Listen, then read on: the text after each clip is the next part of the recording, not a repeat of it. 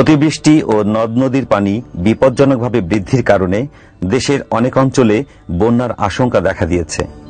বন্যার ক্ষয়ক্ষতি কমিয়ে আনার জন্য প্রয়োজনীয় পদক্ষেপ এখনই নেওয়া প্রয়োজন। বন্যা আসার আগেই আশ্রয়স্থল হিসাবে উঁচু স্থান যেমন বাঁধ, স্কুল ইত্যাদি নির্বাচন করে সেখানে বিশুদ্ধ পানি সরবরাহ নিশ্চিত করুন ও স্বাস্থ্যসম্মত পায়খানা তৈরি করে রাখুন। বন্যার সময় অনেক অঞ্চলে ত্রাণ পৌঁছতে বেশি সময় লাগে, তাই কিছু চাল, ডাল, চিরা, গুড়, ম্যাচবাক্স, শুকনো খাবার, বিশুদ্ধ পানি ইত্যাদি ভালোভাবে সংরক্ষণ করুন, যাতে জরুরি সাহায্য না আসা পর্যন্ত খাবারের সংস্থান হয়।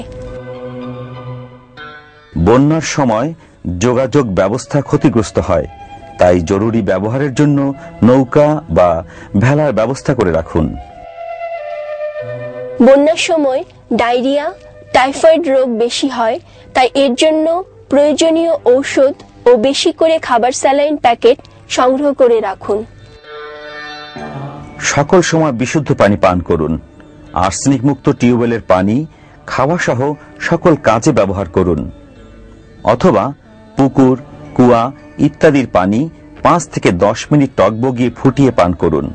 পানি ফুটানো সম্ভব না হলে 15 মিলিগ্রাম পানি বিশুদ্ধ করার ট্যাবলেট দিয়ে 3 লিটার ও 2 চা চামচ ফিটকারির গুঁড়া দিয়ে 25 লিটার পানি বিশুদ্ধ করা যায়।